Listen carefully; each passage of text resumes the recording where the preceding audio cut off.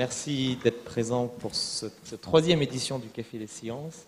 Je remercie aussi François Bourguignon d'être venu jusqu'à l'école des Ponts pour nous parler de l'inégalité ou des inégalités.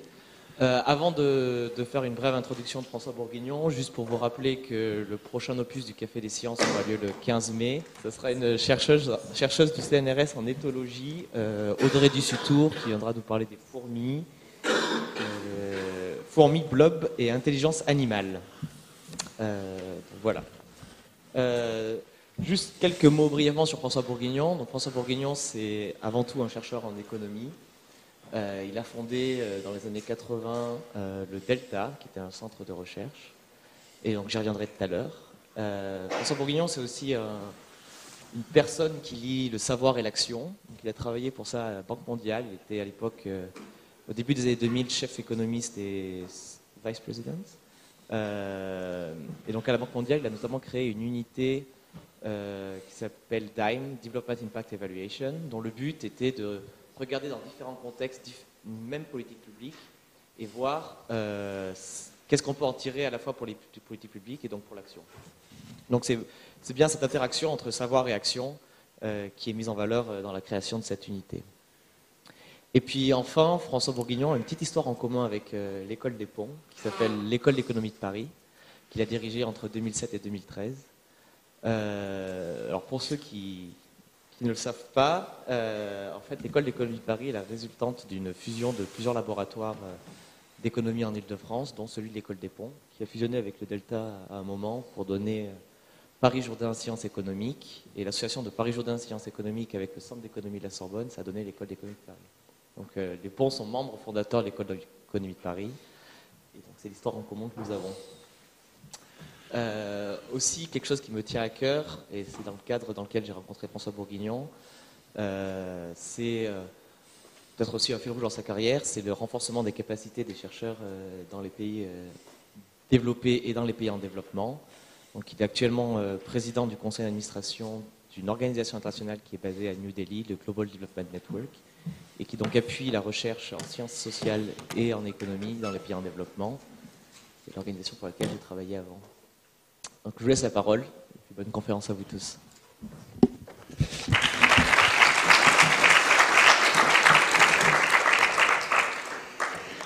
Merci Pierre. Voilà, donc c'est un plaisir de pouvoir m'adresser à vous, surtout de m'adresser à ceux qui feront le monde de demain. Et je dois dire que là où j'en suis, c'est un petit peu ceux qui ont regardé et travaillé dans le monde d'hier et d'aujourd'hui qui s'adressent au monde de ceux qui feront le monde de demain.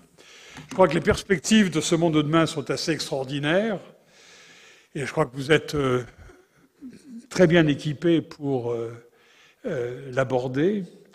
En même temps, c'est un monde qui a des aspects qui sont relativement inquiétants. Et parmi les grands sujets d'inquiétude, je pense qu'évidemment, il faut citer la question de l'environnement. C'est probablement la première préoccupation. Mais il y en a d'autres. Et celle dont je vais parler aujourd'hui est devenue, depuis quelques années, quelque chose qui est important, qui est ressenti dans la plupart des populations, dans la plupart des cercles de décision, comme quelque chose qui vient avec l'évolution des technologies, qui vient avec la mondialisation, et c'est la question des inégalités. Alors pour situer ou regarder l'importance de ce sujet aujourd'hui, je pense qu'il est intéressant de reprendre l'analyse qui a été faite par des médias, par des politistes, par des sociologues, par des économistes aussi, de quelques surprises qui ont eu lieu ces dernières années. Surprises dans le sens où je pense qu'il y a 10 ou 15 ans, on n'aurait pas imaginé que de tels événements surviennent. Et ce que j'ai en tête, c'est évidemment des événements tels que le Brexit, le référendum sur le Brexit en Angleterre, l'élection de Donald Trump aux États-Unis, plus récemment, évidemment, l'élection de Bolsonaro au Brésil, les élections italiennes avec cette espèce d'organisme bicéphale gauche-droite entre la Ligue et le mouvement 5 étoiles. Et puis aussi la pression populiste qui existe dans beaucoup de pays, y compris en France, où finalement, lors de la dernière élection présidentielle, les populistes de droite et de gauche, finalement, n'étaient pas très très loin de faire 50% de l'électorat. Et la tentation était très très grande dans beaucoup d'analyses de relier ces événements à l'inégalité. Et il est évident que dans le cas des États-Unis, c'est extraordinairement tentant. On est dans un pays, vous le verrez tout à l'heure, dans lequel l'inégalité a cru de façon importante et continue durant les 30, presque 40 dernières années, sans aucune interruption. Et dans lequel on voit effectivement ces énormes fortunes, ces milliardaires qui alimentent les nouvelles, qu'on voit au premier plan, même au premier plan politique. Et donc l'idée de se dire, quelque part, à un moment ou à un autre, la population va se révolter contre les élites et vont voter pour des gens qui sont contre les élites. Alors bizarrement, Trump, milliardaire, effectivement a fait campagne contre les élites de Washington, etc., pour finalement en arriver à rejoindre ces élites. Mais cette idée que les inégalités sont un peu derrière tous ces phénomènes est une idée importante. Et en fait, dans le livre que j'ai écrit il y a quelques années et qui porte ce titre, La mondialisation de l'inégalité, c'était une hypothèse que je faisais à un moment donné en disant, mais finalement, si l'inégalité croît trop, atteint des niveaux trop élevés, à ce moment-là, voilà le genre de risque que l'on court. Et j'allais un tout petit peu plus loin en disant ces risques sont tels que des gouvernements populistes vont prendre des mesures économiques qui seront au détriment de l'ensemble des sociétés. Et c'est ça qui est relativement grave, et c'est la raison pour laquelle ce thème des inégalités est aussi important aujourd'hui.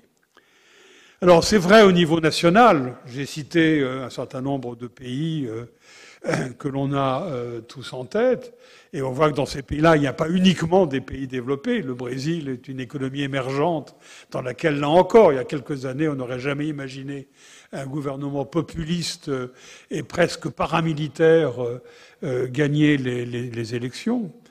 Mais c'est aussi une question qui se pose au niveau mondial. Et peut-être depuis plus longtemps, il y a un souci de la part d'une partie de l'opinion, en particulier des organisations non gouvernementales, de regarder l'évolution de la pauvreté dans le monde et l'évolution des inégalités entre pays riches et pays pauvres. Et on a cette espèce de refrain qui vient très souvent dans les discussions sur la mondialisation, qui consiste à dire mais la mondialisation fait que les pays pauvres deviennent plus pauvres et les pays riches deviennent toujours plus riches, et donc les inégalités ne font que croître. Alors on verra ce qu'il en est effectivement, mais les réflexions que je voudrais faire devant vous aujourd'hui, c'est finalement, est-ce que cette question des inégalités, c'est aussi simple que ça? Est-ce que les inégalités augmentent et à un moment donné, il y a des choses qui se passent qui ont un impact négatif sur les sociétés et sur les économies? À l'époque où j'étais vice-président et chief économiste de la Banque mondiale, je visitais beaucoup de pays, j'allais très souvent en Chine, et je disais aux autorités chinoises, mais faites attention, les inégalités augmentent de façon considérable en même temps que l'économie se développe, et il y a un moment où cette inégalité va avoir des conséquences négatives. Et les autorités chinoises me disaient ah ben oui, on vous comprend très bien, vous avez tout à fait raison. Maintenant, est-ce que vous pouvez nous dire à quel moment ça va devenir grave? Et est-ce que vous pouvez nous prévenir à ce moment-là? Malheureusement, on n'en est pas à ce niveau de précision, mais ça montre aussi qu'il y a une conscience de ça dans le monde. Donc, qu'est-ce qu'il en est exactement et de quel type d'inégalité on parle? Est-ce que vraiment ce sont les inégalités de revenus, de richesse, de salaire, d'opportunités? De quoi on parle vraiment? Et puis les inégalités entre qui et qui? Est-ce que vraiment le sort des milliardaires est vraiment quelque chose d'important? Le sort des chefs d'entreprise, des PDG ou des stars de rock ou de football sont vraiment les références les plus importantes? Qu'est-ce qui doit en être? Donc voilà ce dont je vais parler. Alors je vais organiser ma présentation en 4 parties. Premièrement, je voudrais regarder quelques chiffres. Parce qu'il se trouve que cette idée que les inégalités montent inexorablement dans le monde, ça n'est même pas ça aussi, ça n'est même pas si simple que ça. Donc on va regarder ce qu'il en est. Deuxièmement, je voudrais regarder les principales causes économiques pour des changements dans l'inégalité, ou des changements dans la distribution des niveaux de vie, des revenus, etc. Et puis, dans un troisième temps, je voudrais dire quelques mots sur les coûts d'une inégalité excessive, sans qu'il soit possible, comme mon exemple chinois l'a montré tout à l'heure, de dire vraiment à quel niveau est-ce qu'on peut considérer que l'inégalité devient excessive. Et puis finalement, je vais conclure en disant, mais quelles sont les inégalités qu'on devrait regarder? Est-ce que vraiment on n'est pas en train, dans ce débat sur le rôle des inégalités dans le monde, en train de chercher la clé qu'on a perdue sous le lampadaire, alors qu'on sait très bien qu'on l'a, parce qu'il y a de la lumière sous le lampadaire, alors qu'on sait très bien qu'on a perdu la clé ailleurs. Donc voilà le plan de mon intervention. Donc premièrement, quelques faits sur l'augmentation, sur l'évolution des inégalités dans les pays d'un côté, dans le monde de l'autre côté. Quel est l'indicateur d'inégalité qu'on va retenir? L'indicateur d'inégalité, on va se référer au niveau de vie. Et le niveau de vie, on le mesure assez facilement, en tout cas dans les pays avancés, en regardant le revenu disponible des ménages. Donc revenu disponible, une fois qu'on a enlevé les impôts que payent les ménages et que l'on a rajouté éventuellement les transferts auxquels les ménages ont droit parce qu'ils ont des enfants, parce qu'ils sont en dessous d'un certain seuil de revenus, etc., etc., ce qu'on appelle la redistribution des revenus. Et ce revenu disponible des ménages, on le divise de façon assez arbitraire par le nombre de gens dans le ménage, se disant que finalement une famille de 5 personnes a besoin de beaucoup plus qu'un célibataire. Et puis on va un tout petit peu plus loin, on définit ce qu'on appelle des unités de consommation en disant oui, mais les enfants ont moins de besoins que les adultes, et puis 2 adultes vivant ensemble, il y a des économies d'échelle, donc 2 adultes vivant ensemble n'ont pas besoin du même revenu pour avoir un certain niveau de vie que 2 célibataires. Donc c'est ce qu'on appelle le revenu disponible par unité de consommation. Et c'est ça la mesure qui est la plus utilisée dans le débat ou dans la discussion sur les politiques de distribution de revenus. L'OCDE, en particulier, publie maintenant de façon tout à fait régulière des chiffres sur l'évolution de cette inégalité-là. Il y a d'autres façons de regarder les inégalités. Ces chiffres de revenus disponibles, la plupart du temps, viennent d'enquêtes qui sont faites auprès des ménages. Et le problème de ces enquêtes, c'est que généralement, elles ne vont pas, les échantillons sont trop petits pour vraiment cerner la partie haute de la distribution. Vous pouvez imaginer qu'il y aura relativement peu de milliardaires dans un échantillon de ménages au centième ou de la population, ou même au millième de la population. Dans ces conditions-là, ces enquêtes ont tendance à sous-estimer les très hauts revenus. Et une autre façon d'essayer de percevoir les hauts revenus, c'est d'utiliser des données fiscales, les déclarations de revenus des gens, qui sont des données administratives. Cette fois-ci, on n'a plus de sondage à faire, on peut regarder directement les données qui viennent des directions des impôts. Et là, on a le nombre de gens au-dessus d'un certain seuil de revenus, combien ils ont de revenus, combien ils payent d'impôts, etc. Et à partir de ces données fiscales, on peut essayer de regarder ce qui se passe sur le haut de la distribution. Et donc, ça donne éventuellement une autre perspective sur l'évolution de la distribution des revenus. Et les deux perspectives sont en fait largement complémentaires. La première s'intéresse à des revenus disponibles. La deuxième s'intéresse à des revenus avant impôts et avant transfert. Et dans ces conditions-là, les deux ne sont pas complètement comparables puisque la redistribution peut modifier les choses. Ayant dit ça, voilà mon premier ensemble de graphiques. Il s'agit de l'évolution de l'inégalité des revenus disponibles mesurée par le coefficient de Gini, qui est le coefficient qui est le plus utilisé pour décrire l'inégalité, qui a un coefficient qui décrit l'ensemble des inégalités, donc qui résume une distribution en un chiffre unique.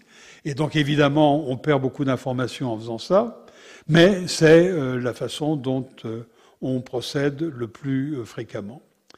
Et vous avez 4 graphiques sur ce slide, parce que j'essaie de mettre en évidence le fait que l'évolution des inégalités entre 1985 et 2015, dans des pays avancés, et dans le graphique du bas à droite, ce sont des pays émergents, les évolutions sont relativement hétérogènes. Dans le graphique du haut à gauche, là j'ai même ça, si je peux même l'utiliser, voilà.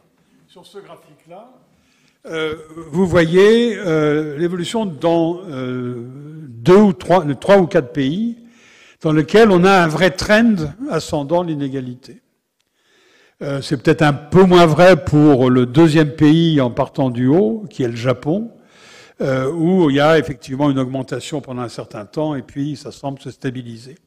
Mais la courbe du haut, ce sont les États-Unis, avec un très fort degré d'inégalité. Et vous voyez qu'il y a vraiment un trend ascendant qui est maintenant sur une période de 30 ans. Et si on remontait à 75, on verrait que le trend vraiment commence à peu près au milieu des années 70. Et tout en bas, et de façon assez surprenante, on voit 2 pays dans lesquels l'inégalité est beaucoup, beaucoup plus faible. Et si vous comparez au graphique de droite, vous voyez que c'est des pays dans lesquels l'inégalité est beaucoup plus faible qu'ailleurs dans les économies avancées. Il s'agit de 2 pays nordiques, le Danemark et la Suède. Et vous voyez que dans ces pays qui sont réputés pour être des pays très égalitaires, dans lesquels l'équité est un souci constant des dirigeants, on voit que l'inégalité augmente, et elle augmente de façon à peu près continue à partir de la moitié des années 90.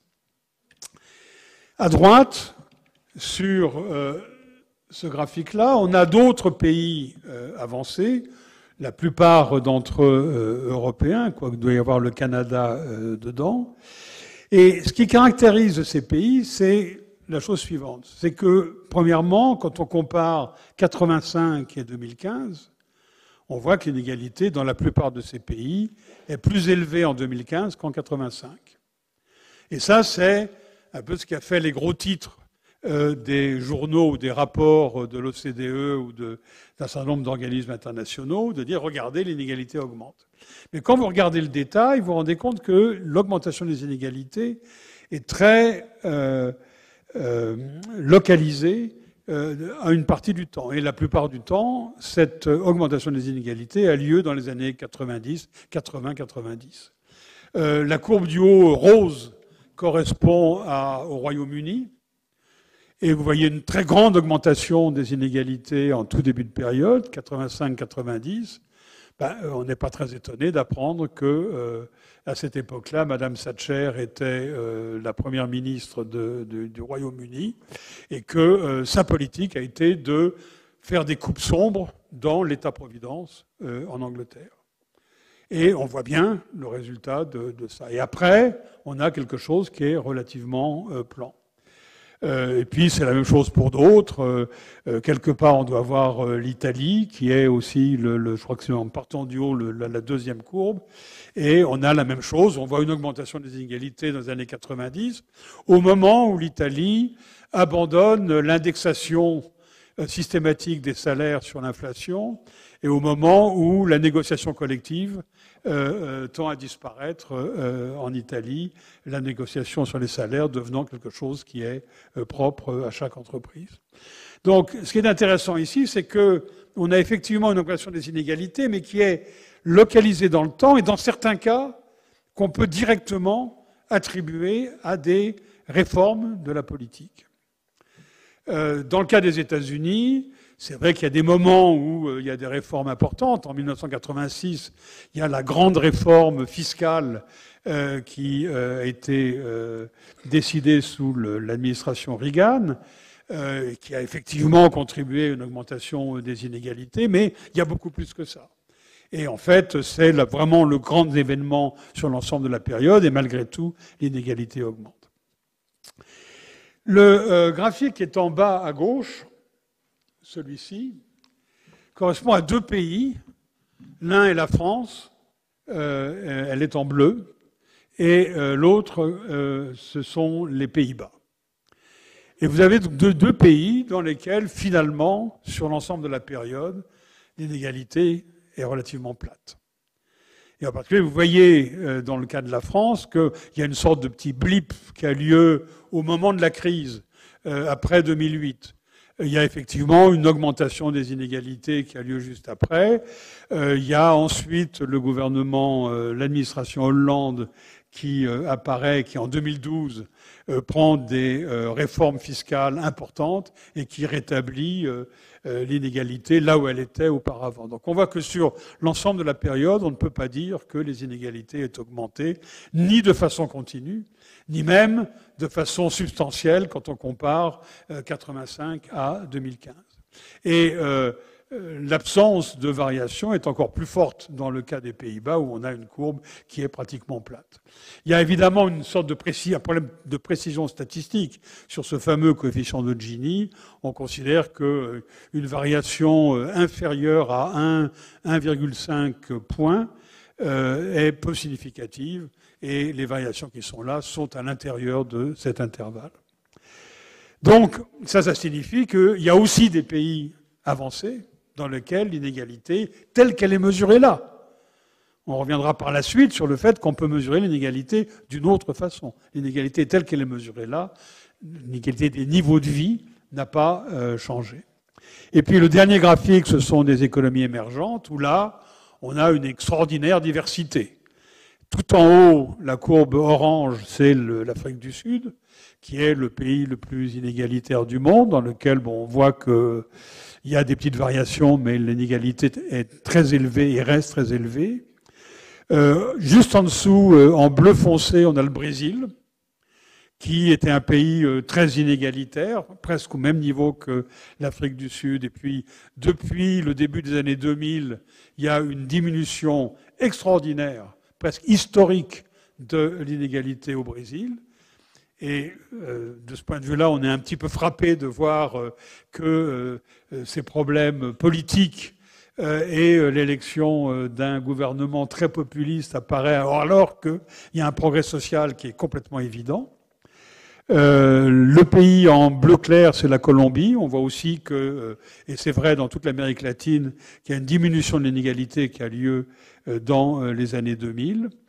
La courbe en vert, c'est la Russie. On a une baisse de l'inégalité juste après la période de transition de l'économie socialiste à l'économie de marché, ce qui est quelque chose d'à peu près raisonnable.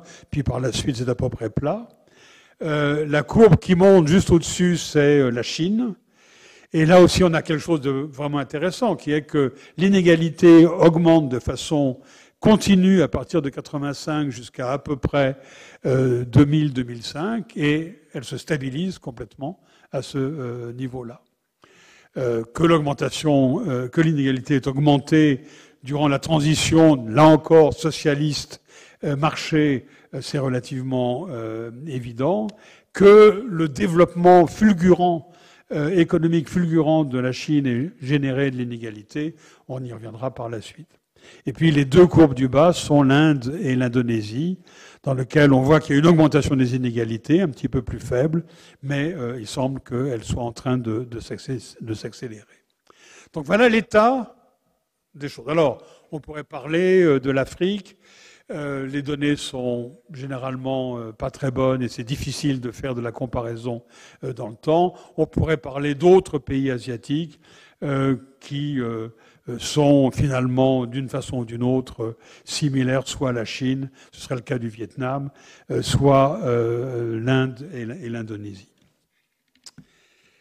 Mais voilà une autre définition de l'inégalité. Celle dont j'ai parlé tout à l'heure, celle de l'inégalité telle qu'elle est repérée par les données fiscales, et donc qui permet d'analyser la part des très hauts revenus dans le revenu total, avant impôt, avant transfert, donc le revenu du marché. Mais dans ce qu'on constate sur cette inégalité des revenus du marché, avant toute redistribution, c'est que cette fois-ci, on a vraiment, dans tous ces pays avancés, un trend qui est assez positif, qui est assez ascendant. Tout en haut, vous avez encore une fois les États-Unis avec le trend très similaire à celui qu'on avait vu auparavant. En bleu, juste en dessous, vous avez le Royaume-Uni avec une forte chute qui a lieu au moment de la crise de 2008. Et puis dans les autres pays, on voit que l'évolution est beaucoup plus douce, mais elle est tout de même ascendante. On constate aussi que l'évolution est généralement beaucoup plus marquée durant les années 90 et le début des années 2000 qu'à partir de 2005.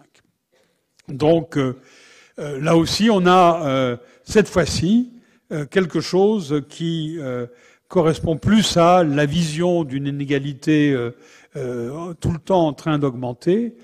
La possibilité que ces courbes soient cohérentes avec celles que j'ai présentées auparavant, c'est que, d'une part, la redistribution peut faire beaucoup de choses, et elle n'est pas du tout prise en compte ici. Et puis, d'autre part, le fait que ces courbes ne corrigent absolument pas pour la taille de la famille, ne prennent absolument pas en compte les besoins des ménages, donc elles ne sont pas vraiment complètement comparables. Mais il n'est pas du tout aberrant d'avoir d'un côté des courbes qui vont dans une direction, qui ont une certaine pente, et de l'autre qui ont une autre pente ou qui sont complètement plates. Il y a un exemple qui est tout à fait extraordinaire, qui n'est pas ici, qui est l'exemple du Danemark. Au Danemark, la part du 1% le plus riche dans le revenu total est absolument plat sur toute cette période, complètement plat. Et on a vu tout à l'heure la courbe sur les revenus disponibles qui était complètement croissante. Donc, ce qui semble indiquer que ce qui se passe au Danemark, c'est essentiellement la politique de redistribution qui devient de plus en plus faible dans sa fonction de redistribution. Il y a d'autres dimensions de l'inégalité. J'en montre une qui a son importance au niveau macroéconomique.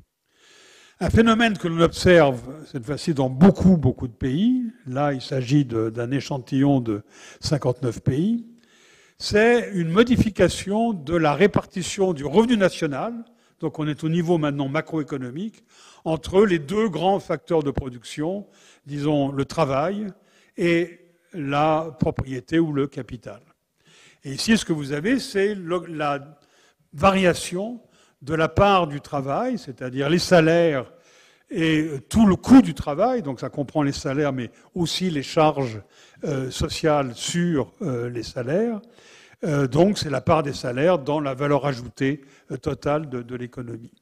Et vous vous rendez compte que dans cet échantillon de pays, donc ça correspond, j'aurais dû indiquer ça sur ce graphique, à la période 80-2010.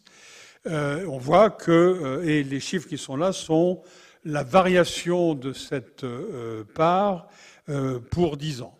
Donc, sur 30 ans, il faut multiplier les chiffres qui sont là par 3 et on obtient des chiffres très importants.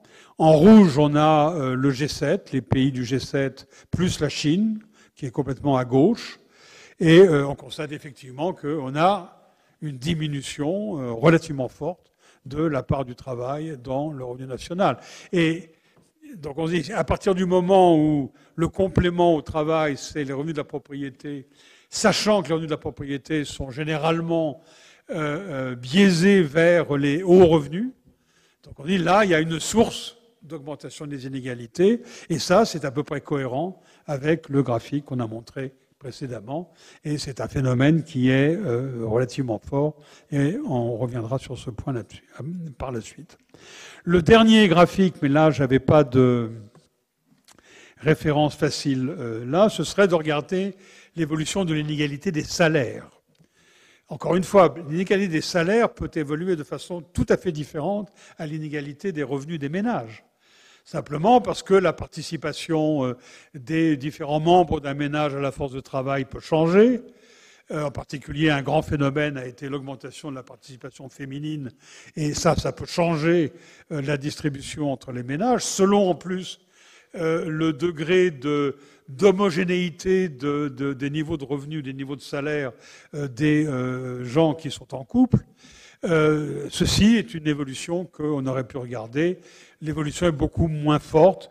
Dans la plupart des pays, on a quelque chose qui est relativement stable, sauf encore une fois aux États-Unis, où on voit, et en Allemagne d'ailleurs, où on voit une augmentation des inégalités vers le haut de la distribution relativement forte. Donc voilà pour le constat sur les inégalités dans le monde, dans différents pays. Et je vais terminer en prenant un autre point de vue complètement différent, qui est le monde dans son ensemble. Et là, l'idée, c'est de regarder l'évolution de l'inégalité dans le monde en considérant chaque citoyen du monde. Donc, en considérant que le monde est constitué de 1 milliard et quelques de Chinois, 1 milliard et quelques d'Indiens, aussi de, je ne sais plus combien ils sont, 100 000 ou 150 000 luxembourgeois. Évidemment, les luxembourgeois, même s'ils sont très riches, pèsent extrêmement peu dans le monde. Qu'est-ce qui se passe quand on regarde l'évolution de l'inégalité, de niveau de vie encore, au niveau mondial? Ça, c'est quelque chose qui est pris d'un travail ancien que j'avais fait avec un historien économiste, Christian Morisson, dans lequel on avait essayé de reconstituer l'évolution historique de la distribution mondiale des revenus. Alors évidemment, c'était un exercice relativement héroïque, puisque en 1820, les pays qui existaient à l'époque n'étaient pas du tout les pays qui existent aujourd'hui. Donc il a fallu faire pas mal d'acrobaties pour essayer de trouver quelque chose qui était raisonnable. Mais on a fait aussi pas mal d'analyses de sensibilité à différentes hypothèses, et les résultats qui sont là sont assez robuste. Et qu'est-ce qu'on constate? On constate que depuis le début de la révolution industrielle, il y a une augmentation des inégalités. La courbe rouge, c'est le coefficient de Gini pour l'ensemble du monde. On voit qu'il y a une augmentation des inégalités très nette et très forte, avec un plafonnement qui arrive vers les années 90. Et on peut maintenant regarder ce qui se passe sur la période récente. Alors sur la période récente, on n'est plus contraint par la disponibilité de données historiques, donc on peut travailler avec un très grand nombre de pays et des bien meilleures données, ce qui fait qu'il y a une discontinuité dans les estimations qui ont lieu au moment où on utilise des données modernes. Et donc les deux données en 1990 ne sont pas comparables. Le fait que la nouvelle série, la période récente, soit avec une inégalité beaucoup plus forte, ne signifie pas qu'il y a eu un phénomène économique derrière, c'est simplement les estimations qui sont modifiées. En particulier, dans la période historique, quand on parle de l'Afrique, on dit, ben voilà, il y a cette partie de l'Afrique dans laquelle il y a 10 pays, l'Afrique de l'Ouest. Bon, l'Afrique de l'Ouest, aujourd'hui, c'est une dizaine de pays. Donc on peut regarder les variations, les inégalités qu'il y a à l'intérieur de ces 10 pays. À l'époque, dans les données historiques, on considérait que c'était un seul et unique pays. Uniquement ça montrent qu'il doit y avoir une augmentation de l'inégalité. Mais le point important, il n'est pas là. Le point important est qu'on observe ici un changement radical dans l'évolution des inégalités. Les inégalités qui ont cru pendant pratiquement 2 siècles, soudainement se mettent à décroître, et non seulement décroître, mais décroître de façon accélérée. Vous voyez que si vous prenez la courbe en rouge, vous voyez qu'en l'espace de... alors, elle s'arrête en 2010. Normalement, j'aurais dû trouver dans mon Dropbox une donnée plus récente. Je ne l'ai pas trouvée. Je crois que 2015 va exactement dans la même direction. Et donc, entre 90 et 2015, sur 25 ans, on a une perte d'inégalité qui correspond à peu près à l'augmentation des inégalités durant le XXe siècle. Donc, en l'espace de 25 ans, on a effacé une inégalité qui s'était construite pendant pratiquement tout un siècle. Donc, ce phénomène est vraiment incroyablement fort. Et ce qu'il y a derrière est tout à fait évident. Ce qui est derrière, c'est d'abord la Chine, dans laquelle vous avez 1,5 milliard d'habitants 1,2 milliard ou 3 d'habitants qui voient leurs revenus augmenter à une cadence accélérée aux alentours de 7-8% par an depuis pratiquement 1980. Et ça suffit à diminuer l'inégalité dans le monde. Mais même quand on enlève l'effet de la Chine, on a encore un effet d'égalisation relativement important. Donc on a là un phénomène qui va aussi à l'encontre de ce que peuvent penser les gens, qui disent mais les inégalités dans le monde augmentent sans arrêt. Quand on pondère les pays par leur population, quand on prend en compte l'inégalité à l'intérieur des pays, on se rend compte que non, l'inégalité diminue, et elle diminue surtout à cause de l'évolution de l'inégalité entre pays. Donc voilà le constat que l'on peut faire des inégalités dans le monde, et c'est assez intéressant de voir que ce qui se passe au niveau de l'ensemble du monde va dans le sens opposé à ce qui se passe à l'intérieur des pays, ou à ce qu'on croit, en tout cas, voir à l'intérieur des pays. Diminution dans le monde et une augmentation à l'intérieur des pays. Il y a des graphiques dans lesquels on essaie de décomposer l'évolution de l'inégalité dans le monde entre l'inégalité qui est due à la différence entre les revenus moyens entre pays, et l'inégalité qui est due au fait que l'inégalité à l'intérieur des pays est en train de bouger. Le gros de l'évolution est dû, évidemment, à l'augmentation de l'inégalité, à la diminution récemment de l'inégalité entre pays. Donc voilà le constat. Ça bouge, et ça bouge d'une certaine façon presque pour la première fois depuis très longtemps.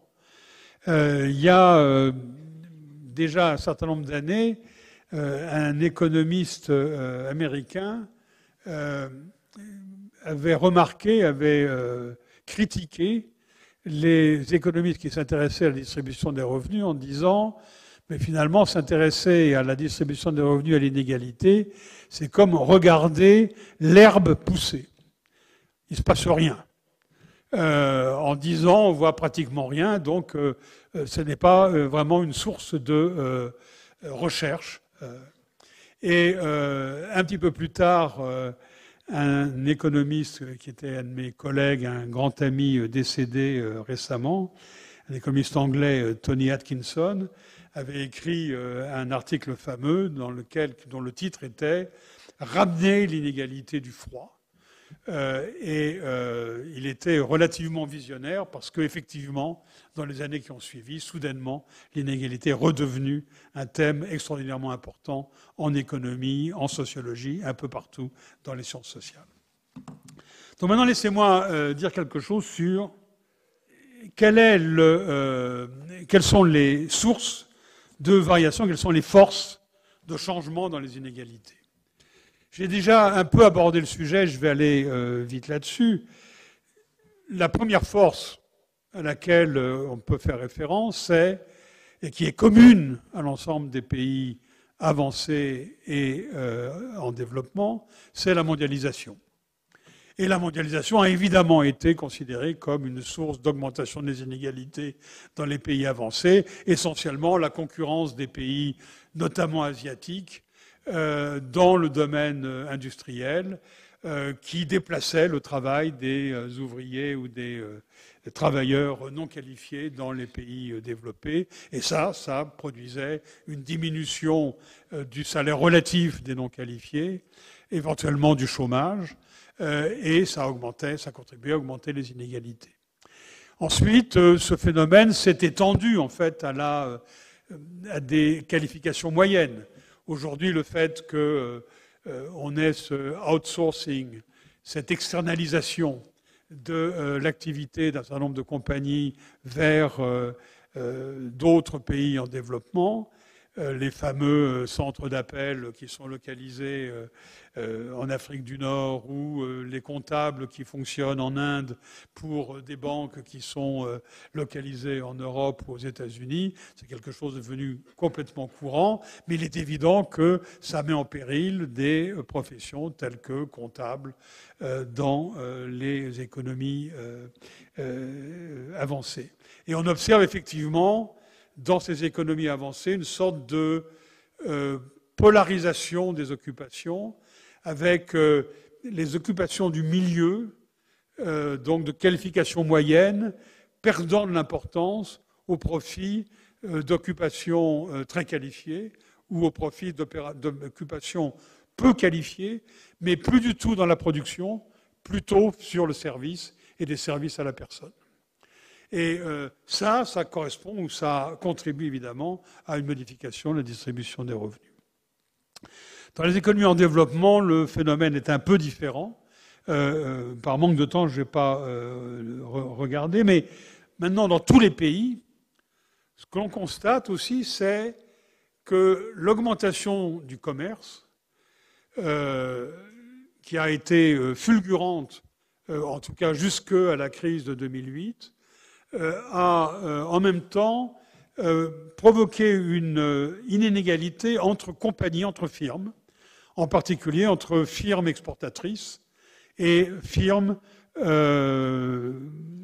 centrées sur le marché intérieur, avec des gains de productivité et des gains de salaire beaucoup plus importants dans les firmes exportatrices que directement exposées à la concurrence étrangère que dans les firmes qui étaient protégées d'une certaine façon de la concurrence étrangère. Et ça, de nouveau, c'est quelque chose qui, dans la plupart des pays, on constate que ça a contribué à une modification des inégalités. La reconstruction de la chaîne de valeur, avec cet éparpillement géographique de la chaîne de valeur, il est évident que c'est quelque chose qui a d'abord profité aux entreprises, au capital. Et donc, on ne peut pas s'étonner que ce soit le capital qui ait gagné dans l'histoire. Et le graphique que j'ai montré tout à l'heure de la perte de la part du travail correspond bien à cette idée-là. Et puis, il y a le grand phénomène, en plus de la mondialisation, qui est commun aussi à tous les pays, c'est le changement technique.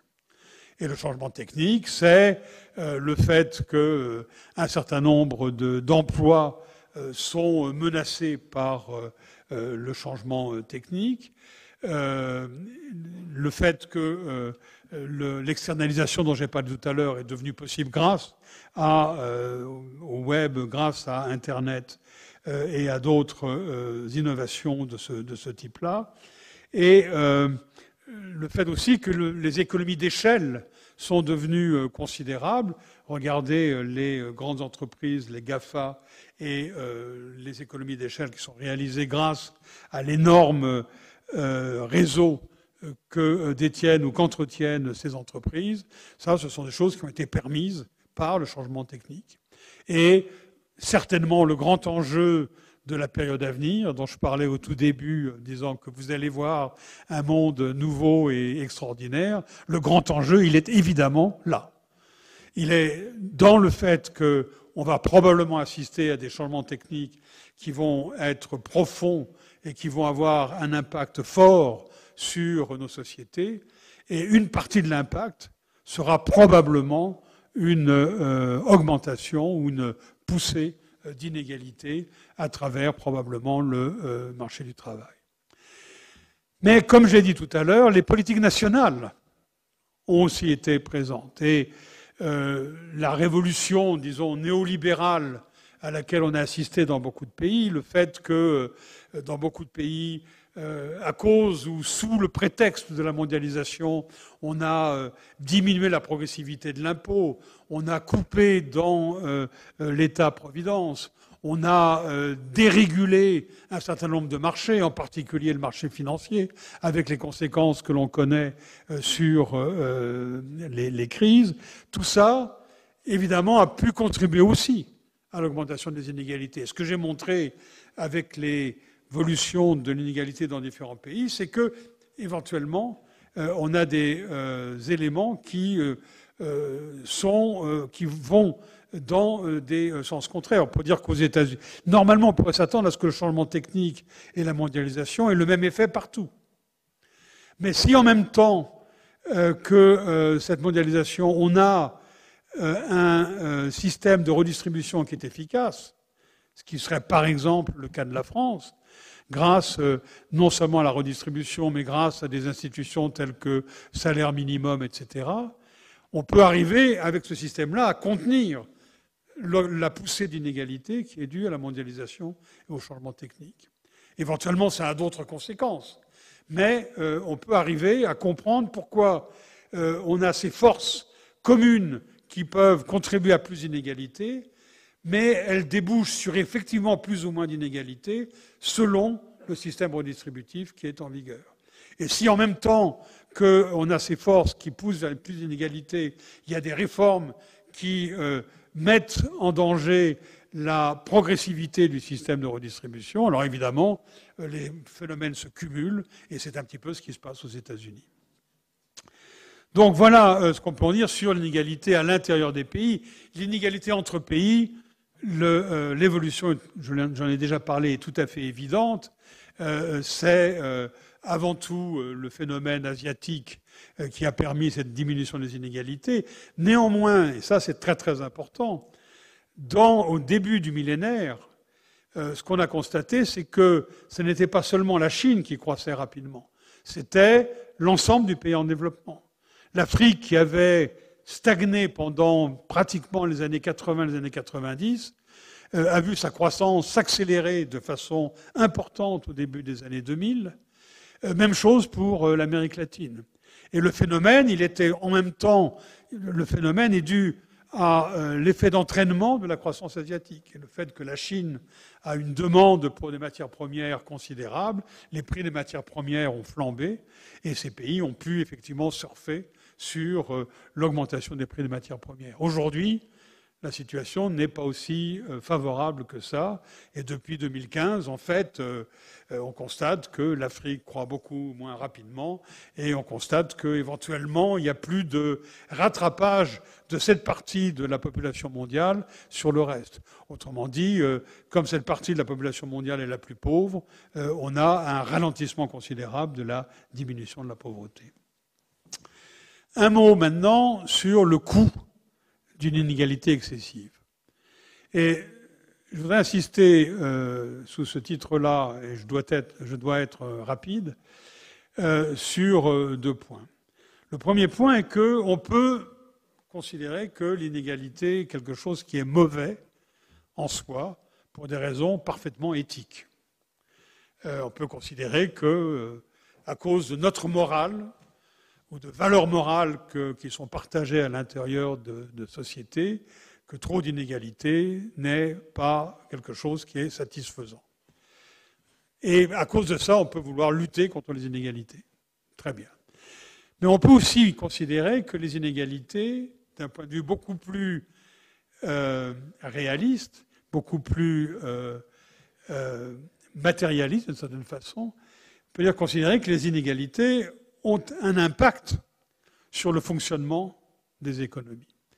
Et qu'une société trop inégalitaire n'aura pas les mêmes performances économiques qu'une société moins inégalitaire. Et c'est certainement un des thèmes qui a été mis en avant par la recherche économique de ces 20 dernières années, qui a consisté à, d'une part, montrer que beaucoup d'arguments théoriques existent pour montrer que trop d'inégalités peut générer une inefficacité de nos économies, et en même temps montrer empiriquement qu'effectivement, il y a une relation entre le taux de croissance d'une économie et son degré d'inégalité. Alors, du point de vue théorique, quels sont les mécanismes? Les mécanismes, je crois qu'on peut les classer en deux types de mécanismes. Le mécanisme strictement économique consiste à dire une société inégalitaire, c'est une société dans laquelle finalement il y a un accès inégal de la population, des individus, des familles, à différents mécanismes, différentes facilités de génération de revenus. Le fait que les gens aient un accès inégal au crédit, à l'éducation de haut niveau, on connaît très bien le problème des recrutements dans les établissements d'enseignement supérieur, notamment dans une école telle que celle-ci, et l'évolution au cours du temps, on se rend compte que si effectivement des gens ne peuvent pas, pour des raisons strictement économiques, de moyens à la disposition des parents, ne peuvent pas poursuivre des études, il y a des talents qui sont perdus, et donc la société perd une capacité qui existait. Le fait qu'il y ait des inégalités dans l'accès aux soins, ça peut signifier que le capital humain n'est pas entretenu de la meilleure façon. Le fait qu'il y ait une discrimination sur le marché du travail, entre genres, évidemment, mais entre ethnies, entre races, entre statuts migratoires, quelque chose d'extraordinairement important dans nos sociétés, fait que, de nouveau, sachant que les gens vont être discriminés sur le marché du travail, l'incitation à faire des efforts, l'incitation à travailler plus, l'incitation à étudier mieux en se disant mais de toute manière ce ne sera pas reconnu parce qu'il y a une discrimination à l'égard des gens qui ont ma couleur de peau ou les gens qui ont mon background migratoire, est effectivement quelque chose qui là aussi va à l'encontre de l'efficacité des économies. Et puis, trop d'inégalités peut générer des problèmes macroéconomiques importants. On a essayé d'interpréter la crise de la finance en 2008, notamment aux États-Unis, en partie par l'augmentation des inégalités, en disant ces inégalités ont fait que le taux d'épargne a augmenté, puisqu'en transférant des revenus des gens les plus pauvres vers les gens les plus riches, il est évident que la propension à épargner de l'ensemble de la société a augmenté. Et puis, on a trouvé, à cause de ça, les taux d'intérêt ont diminué. Mais avec des taux d'intérêt beaucoup plus bas, on pouvait augmenter le prêt, notamment le prêt à la construction. Et l'évolution ou l'explosion des subprimes, qui était l'explosion du prêt hypothécaire, plus une évolution dans les techniques bancaires, ont finalement généré la crise de 2008. Donc là aussi, on voit que trop d'inégalités génèrent des déséquilibres qui peuvent se répercuter au niveau macroéconomique et qui peuvent, sous certaines conditions, conduire à des crises. Mais probablement l'effet le plus direct, c'est à travers des tensions sociales, à travers des mouvements sociaux et éventuellement à travers l'élection ou l'arrivée au pouvoir de régimes populistes qui vont avoir des stratégies économiques qui vont aller à l'encontre de l'efficacité économique. Quand on regarde les décisions prises par l'administration de Trump, quand on regarde les décisions, quand on regarde le Brexit, quand on regarde les premières décisions prises par le gouvernement Bolsonaro, quand on regarde la question italienne, on se rend compte qu'effectivement, il y a toute une série de mesures qui sont au détriment de l'efficacité de ces économies, même si certaines vont dans le sens de diminuer les inégalités. Par exemple, la mesure italienne d'instaurer un revenu minimum garanti qui soit à peu près la même chose que le RSA en France est quelque chose qui va dans la direction de diminuer des inégalités, mais en même temps, d'autres décisions sont prises qui vont à l'encontre de l'efficacité économique. Et ça, c'est vraiment quelque chose d'important. Et donc, dans le coût, et c'est un petit peu ce que je racontais dans ce livre, La mondialisation de l'inégalité, à un moment donné, de dire finalement le problème du populisme, c'est pas le populisme en tant que tel, c'est le fait que les décisions économiques qui seront prises vont à l'opposé de l'efficacité économique.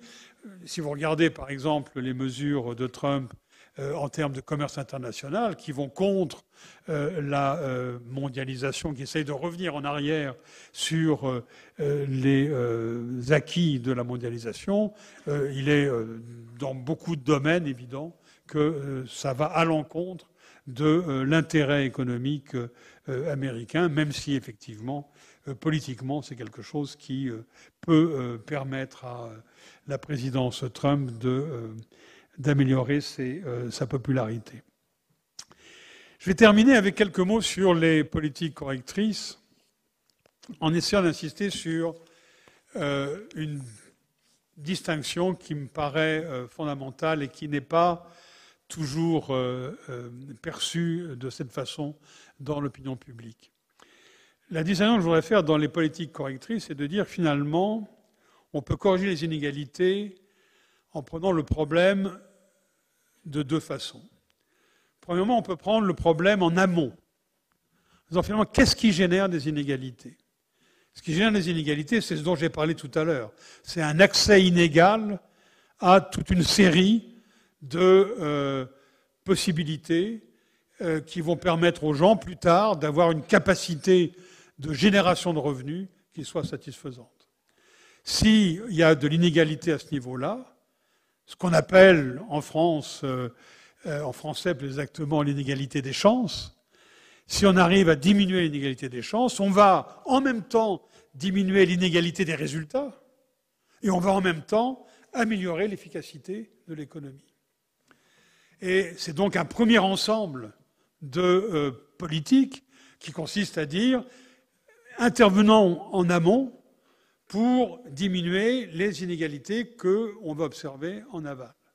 Et donc ça signifie des politiques éducatives fortes, ça signifie des politiques dans les services publics fortes, ça signifie réguler un certain nombre de marchés parce qu'ils génèrent des inégalités qui vont contre l'efficacité économique, c'est-à-dire empêcher des échecs de marché tels qu'on les appelle, et tout ça va dans cette direction de politique fondamentale de lutte contre les inégalités.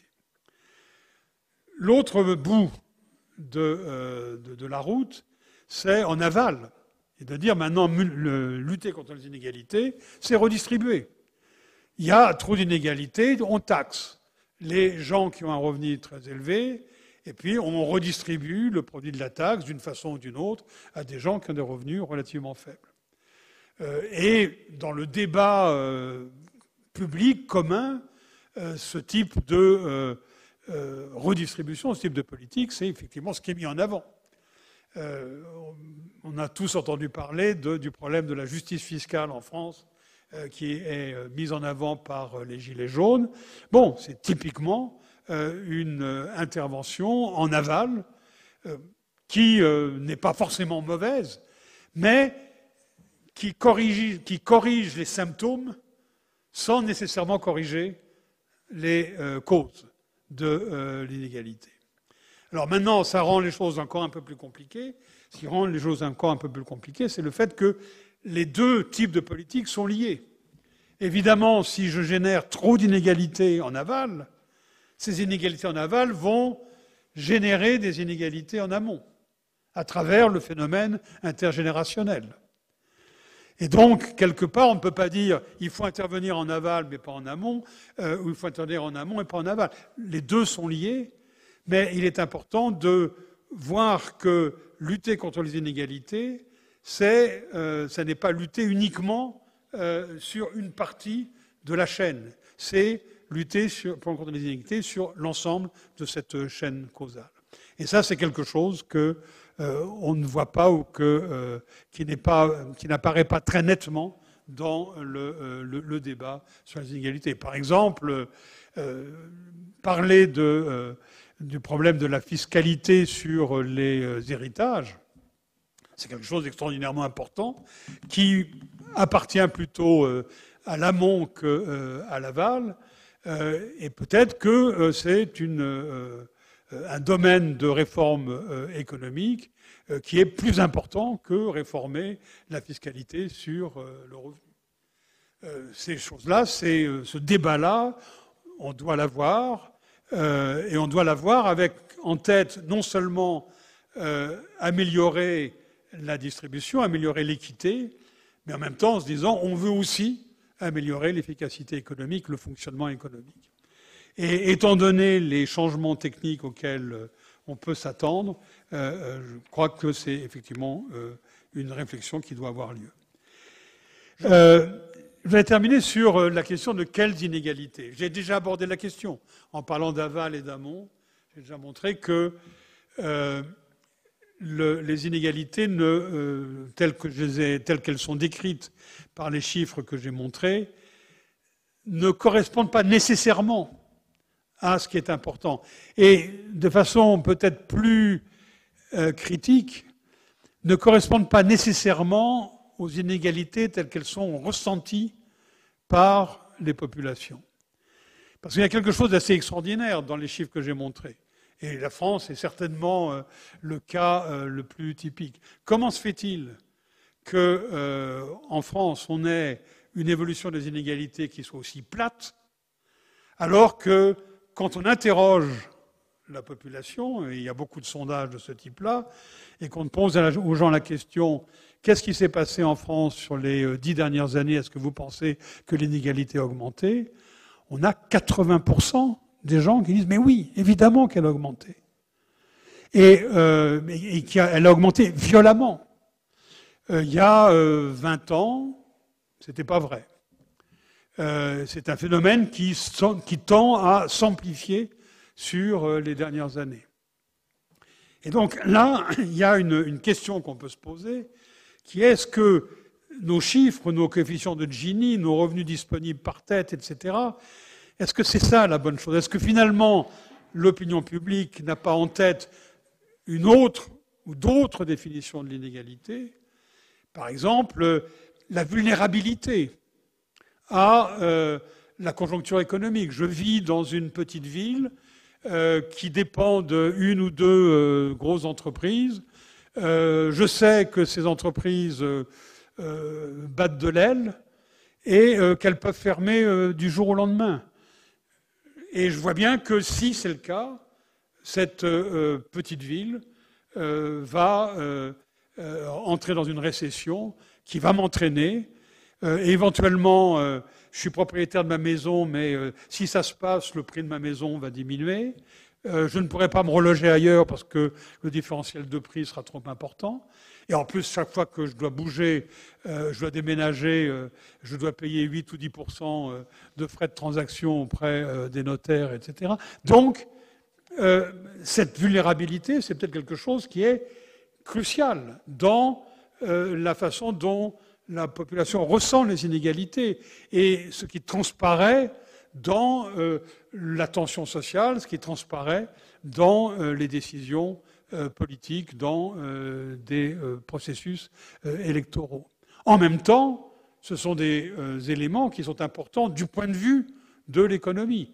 Effectivement, on peut se poser la question de savoir est-ce que le monde idéal ou l'économie idéale est une économie dans laquelle on a quelques grandes métropoles et puis le reste du territoire est complètement négligé. Est-ce que c'est ça vraiment l'efficacité économique, ou est-ce qu'au contraire on n'a pas intérêt à avoir une densité beaucoup plus forte et beaucoup plus uniforme de l'activité économique dans le pays? Ça, ce sont des questions importantes, et importantes aujourd'hui, et importantes pour l'avenir.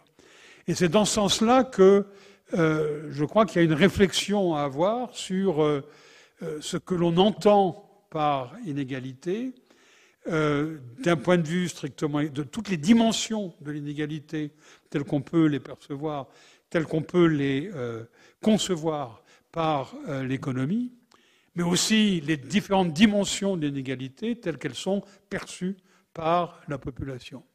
Je termine par un exemple qui me semble très frappant, c'est l'exemple américain. Quand vous posez aux États-Unis la question, dans la population américaine, vous posez la question, est-ce que vous pensez que l'inégalité est trop élevée aux États-Unis? La réponse est non. Il y a une majorité de gens qui vont répondre non, l'inégalité est très bien. Est-ce que vous pensez que l'inégalité a augmenté dans les 10 dernières années? La réponse va être non. Et effectivement, cette inégalité dont on parle là n'est pas l'inégalité qui importe aux gens. Les gens vont beaucoup plus insister sur le fait qu'il y a des Zuckerberg, il y a des Jeff Bezos, il y a des Bill Gates, et ça montre qu'il y a vraiment de l'égalité des opportunités. Et ça suffit. Donc c'est l'inégalité il n'y a pas d'inégalité, selon eux, en amont. Il y a l'inégalité en aval, mais bon, c'est le résultat des efforts des gens, de la prise de risque, etc. Je trouve que cet exemple est très très frappant parce que ça montre qu'il y a différentes conceptions là. Et maintenant, quand on essaie d'analyser le phénomène Trump, et on se dit, bon, mais ces inégalités ont dû jouer un rôle. Et je lisais il y a quelques jours un article du Washington Post à propos de Bernie Sanders et de la campagne qui est en train d'entamer Bernie Sanders et les gens qui le soutiennent, et qui parlent d'inégalité, etc. Mais en fait, quand on regarde l'élection de Trump, ça n'est pas la partie basse de la distribution qui a voté contre le système. La partie basse de la distribution, c'est souvent des migrants. C'est souvent des hispaniques, peut-être qui sont installés depuis là depuis très longtemps. La partie qui a voté contre Trump ou qui a changé d'opinion, les swing votes, comme on les appelle, ce sont plutôt la population blanche, peu éduquée et vivant dans des zones non métropolitaines. C'est toute cette population qui a été directement affectée par la désindustrialisation qui a eu lieu dans ces villes d'importance moyenne et qui a profondément abîmé le tissu économique et social de cette partie. Et très intéressant, il y a cette étude de deux économistes, Angus Deaton et Anne Case, qui analysent ce phénomène tout à fait extraordinaire, qui est la diminution de l'espérance de vie des hommes non blancs, non éduqués, entre 35 et 55 ans. Quelque chose qu'on n'a jamais vu, qui est inimaginable. Et quand vous comparez cette population-là aux Noirs du même âge, aux Hispaniques du même âge, aux Asiatiques du même âge, on observe que l'espérance de vie augmente. Mais là, il y a un phénomène majeur qui correspond, selon eux, à cette espèce de déclassement qui a eu lieu dans cette population blanche. Et si c'est le cas, on se rend compte que c'est une inégalité qui apparaît quelque part, mais c'est une inégalité horizontale entre une partie de la population et une autre partie de la population. Et c'est dans ce sens-là que je vais m'arrêter en disant que le sujet est évidemment passionnant. Je crois qu'il est absolument central. On est bizarrement en train de redécouvrir et peut-être de découvrir toute une partie de ce phénomène de l'inégalité. Je m'arrête là, j'ai été trop long. Toutes mes excuses.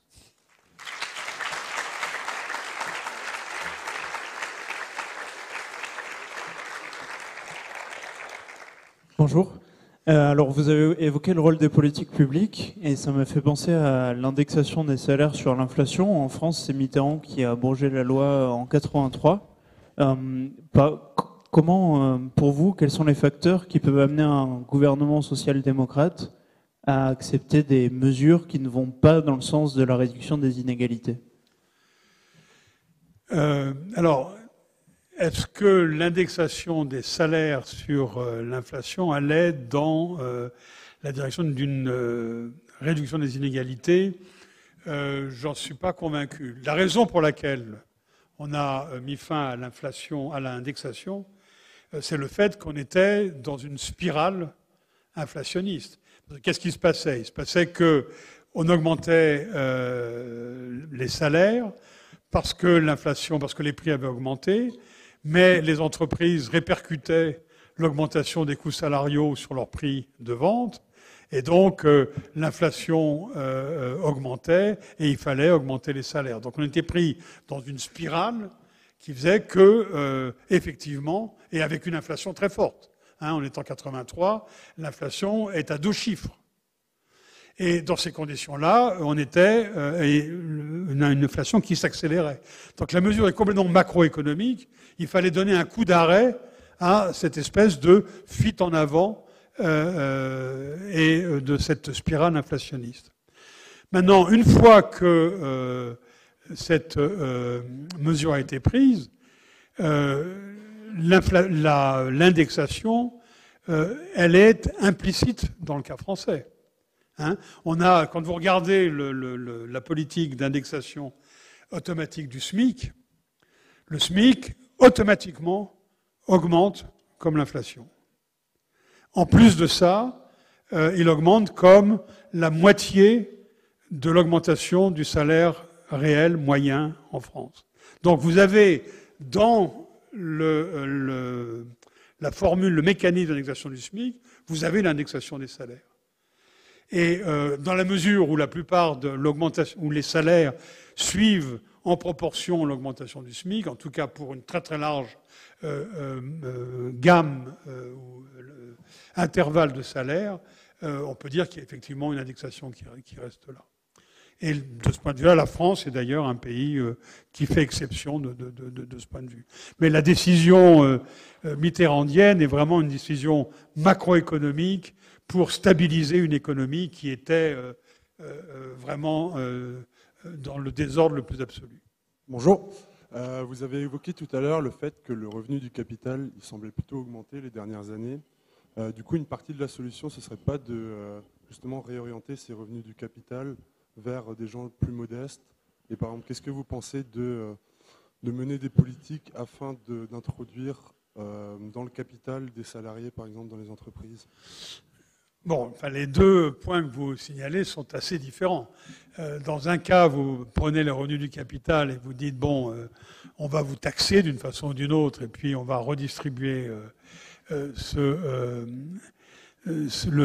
produit à d'autres parties de la population. Ça a eu lieu, quand on a généralisé la CSG en France, quand on a généralisé la CSG à l'ensemble des revenus, les revenus du capital ont soudainement été imposés à un niveau beaucoup plus important.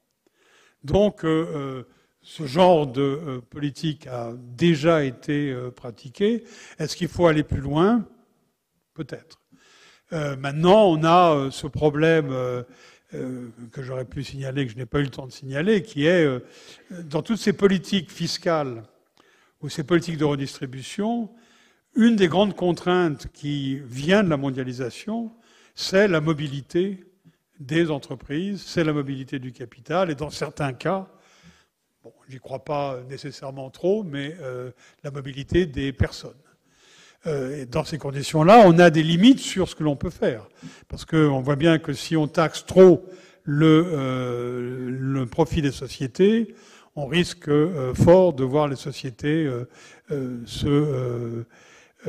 migrer vers d'autres pays dans lesquels la fiscalité sera plus favorable. En ce moment, on est en train d'assister, en tout cas en Europe, à une sorte de convergence de la fiscalité sur le profit des entreprises, ce qui ne signifie pas que la fiscalité sur le capital soit la même. Mais la deuxième partie de votre question est de nature différente. Mais attendez, soudainement, j'ai oublié quelle était la deuxième. C'était mettre des travailleurs au capital des entreprises. Enfin, Oui, absolument. Donc là, vous pouvez dire que c'est un problème de gouvernance qui se passe. Est-ce que la gouvernance des entreprises, et en particulier le fait que la plupart des actionnaires sont des détenteurs de capitaux et que les salariés soient souvent peu représentés dans les conseils d'administration, c'est véritablement un problème. Dans la mesure où, oui, effectivement, il y a l'intérêt d'un des facteurs essentiels de production qui est mal représenté dans les décisions qui sont prises par le conseil d'administration. La France, de ce point de vue-là, n'est pas un pays exemplaire. L'Allemagne, à côté de nous, a effectivement, par loi, l'obligation d'avoir des représentants du personnel dans les conseils d'administration. Et ces représentants ont un rôle véritable, non pas un rôle de mannequin, ils ont un rôle véritable. Merci, bonjour. Vous avez appréhendé les choses essentiellement en termes de flux, donc d'inégalité de revenus et pas de patrimoine. Or, on a tous en tête les rapports d'Oxfam, dont je ne sais pas le sérieux, mais qui montrent la concentration de la moitié de la richesse aux mains de quelques personnes, ce qui me semble, avec plutôt de manière croissante, puisqu'il me semble qu'il y a quelques années c'était plutôt 70 personnes et la dernière fois c'était 8, qui avaient autant de richesse que la moitié la plus pauvre, donc ça me paraît plutôt être une croissance des inégalités de patrimoine. Or, on sait aujourd'hui que le patrimoine représente une part croissante du revenu, que ça avait baissé et puis ça a remonté depuis les années 80. Donc voilà, est-ce que quand on met en regard des inégalités en termes de patrimoine, on aboutit à une carte un peu différente de la situation ? Non, alors vous avez raison de remarquer que les inégalités de patrimoine sont très très supérieures aux inégalités de revenus. D'une certaine façon, heureusement, dans la mesure où si l'égalité des revenus était celle des patrimoines, ça signifierait que, grosso modo, on aurait 50% de la population qui aurait un revenu zéro. Donc, la différence est colossale. La raison pour laquelle je trouve que les statistiques et la publicité que Oxfam fait à ce genre de chiffres, c'est que, bon, ça signifie pas grand-chose.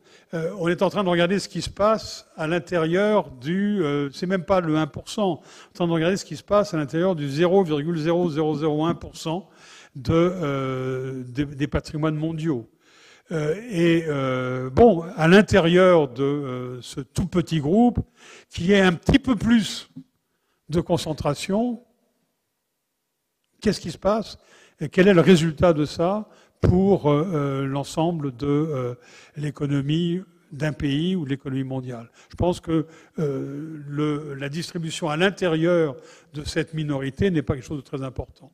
Sauf dans un cas particulier, si on considère que cette plus grande concentration des patrimoines vient avec une influence politique beaucoup plus grande de la part de ces détenteurs de patrimoine gigantesque. Alors, est-ce que le fait que soudainement il y ait plus de concentration parmi ces milliardaires, est-ce que ça correspond au fait qu'il va y avoir des inflexions de la politique économique et sociale liées à ça? Certains le pensent. Je ne suis pas complètement persuadé de ça, parce que l'autre chose qu'il faut regarder, c'est le fait que les patrimoines dont on parle là sont extrêmement volatiles. Et si demain vous avez un peu de mouvement sur les marchés des capitaux, sur les marchés boursiers, vous allez voir tous ces chiffres de concentration patrimoniale qui vont bouger de façon absolument considérable. Donc, c'est pas cette partie-là qui me semble importante. Ce qui est plus important, c'est le fait qu'on vit dans des sociétés dans lesquelles pratiquement 60-70% de la population n'a pas de patrimoine. Et ça pose encore une autre question qui est, c'est vrai, mais est-ce que c'est raisonnable de comparer des gens qui ont 20 ans ou 25 ans, qui viennent juste de rentrer sur le marché du travail, avec des gens qui en ont 70. quelque part, ne pas avoir de patrimoine à 25 ans n'est pas quelque chose de terrible. Les gens à 25 ans peuvent se dire, quand j'en aurai 50, j'aurai un patrimoine, j'aurai acheté une maison. Et donc, de ce point de vue-là, il y a un vrai problème de mesure des inégalités qui n'est pas du tout perçu, et c'est la raison pour laquelle je suis assez critique de ce genre de publications ou de slogans de la part d'organisations comme Oxfam, parce que c'est quelque chose qui n'a pas vraiment de signification profonde. Merci beaucoup, Monsieur Bourguignon.